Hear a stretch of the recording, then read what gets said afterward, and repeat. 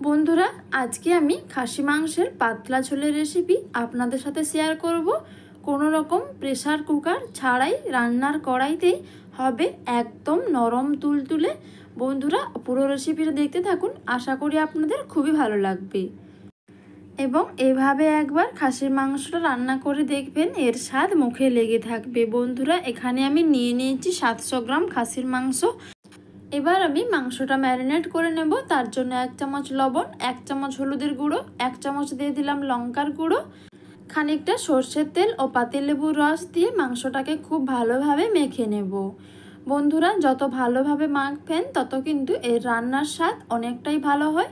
এবং এইভাবে মেখে 5 মিনিটের জন্য রেখে দিলে আর কিন্তু এই মাংসের যে একটা গন্ধ থাকে একটুও থাকবে না। এবার আমি কড়াইতে সর্ষের তেল গরম করে দিয়ে দিলাম তেজপাতা, আর দিয়ে দিচ্ছি গোটা গরম মশলা ও শুকনো লঙ্কা এবং 1 চামচ পরিমাণ জিরে দিয়ে দিলাম। ব্যাস, ফোড়নটা লাল হওয়া অবধি অপেক্ষা করতে হবে। ফোড়নের থেকে খুব সুন্দর একটা গন্ধ বেরিয়েছে।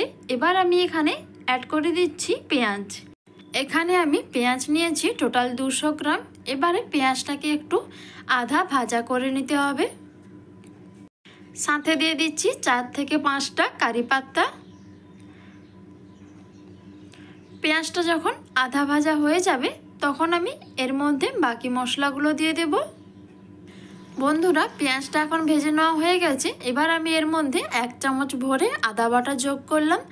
আদাটাকে একটু ভেজে নিতে হবে। আদা ভেজে নেওয়া হয়ে গেছে। এবার আমি এর সাথে কিছুটা টমেটো অ্যাড করে দিচ্ছি। এখানে আমি 2টো মিডিয়াম সাইজের টমেটো লম্বা লম্বা করে কেটে নিয়েছি।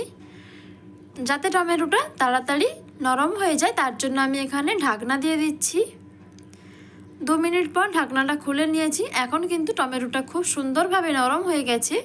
এবার আমি এর মধ্যে দিয়ে দিচ্ছি 1/2 চামচ হলুদের গুঁড়ো, 1 চামচ লঙ্কার গুঁড়ো, আর দিয়ে দিচ্ছি 1 চামচ জিরে গুঁড়ো, 1 চামচ পরিমাণ ধনে গুঁড়ো।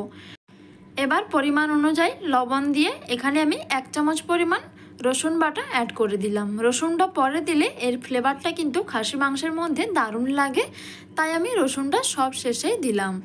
এবার ঢাকনা দিয়ে দিলাম জাস্ট 1 মিনিটের জন্য, যাতে মশলা থেকে তাড়াতাড়ি তেল ছেড়ে আসে। দেখতেই পাচ্ছেন বন্ধুরা, মশলা থেকে খুব সুন্দরভাবে তেল ছেড়ে দিয়েছে। এবার আমি আগে থেকে ম্যারিনেট করে রাখা খাসির মাংস দিয়ে দিলাম। সাথে দিয়ে দিচ্ছি ভেজে রাখা আলুটা আমি আগে থেকেই ভেজে রেখেছিলাম। এবার খুব সুন্দরভাবে আমি মাংসের সাথে আলু মশলা খুব ভালোভাবে একটু কষিয়ে নেব। 1 মিনিট নাড়াচাড়া করে কষিয়ে নিয়ে আমি ঢাকনা দিয়ে দিচ্ছি। ঢাকনা দেওয়ার সময় আঁচটা মিডিয়ামে রাখবেন। আবারও কিছুক্ষণ পর ঢাকনাটা খুলে নাড়াচাড়া করে নেব, যাতে করে নিচে আর লেগে না যায়। আবারও আমি 1 মিনিটের জন্য ভালোভাবে কষিয়ে নিয়ে ঢাকনা দিয়ে দেব আরও কিছুক্ষণের জন্য। বন্ধুরা, এইভাবে ঢাকনা দিয়ে দিয়ে খাসির মাংসটা রান্না করলে যেহেতু পাতিলেবু দেওয়া আছে খুব সুন্দরভাবে কিন্তু সেদ্ধ হয়ে যাবে রান্নার কড়াইতেই। কষানোর সময় এইভাবে ঢাকনা দিয়ে দিয়ে রান্না করতে হবে। আমি এইভাবে প্রায় 30 মিনিটের মতন ঢাকনা দিয়ে দিয়ে কষিয়ে নিয়েছি। এখন কিন্তু আলু এবং মাংস খুব সুন্দরভাবে কষানো হয়ে গেছে এবং অনেকটাই কিন্তু সেদ্ধ হয়ে গেছে। বন্ধুরা, এইভাবে প্রেসার কুকার ছাড়া কড়াইতে যদি মাংসটা কষে কষে এইভাবে রান্না করেন তাহলে কিন্তু কুকারের থেকেও কড়াইতে রান্নার স্বাদ অনেক গুণ বেশি হয়। এবার আমি এখানে জল অ্যাড করে দিচ্ছি। এখানে আমি 2 কাপ উষ্ণ গরম জল অ্যাড করে দিলাম। সাথে আরও 1/2 কাপ দিয়ে দিয়েছি। যেহেতু আমি পাতলা ঝোল বানাবো তাই একটু বেশি পরিমাণে জল অ্যাড করে ঢাকনা দিয়ে আমি 10 থেকে 15 মিনিটের জন্য রেখে দেব। কিছুক্ষণ পর আবারও ঢাকনা খুলে একটু নাড়াচাড়া করে দিচ্ছি, আবারও ঢাকনা দিয়ে দেব।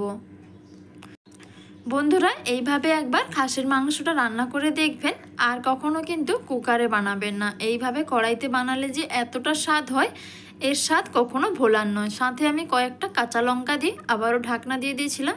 এখন কিন্তু আমার খাসির মাংসের পাতলা ঝোল একদম রেডি হয়ে গেছে বন্ধুরা। এবার সবশেষে আমি গরম মশলার বেটে নিয়েছি। এখানে গরম মশলা বাটাটা সবশেষে দিয়ে দেব। গরম মশলা বাটা দিয়ে এইভাবে একবার খাসির মাংসের ঝোল বানিয়ে দেখবেন।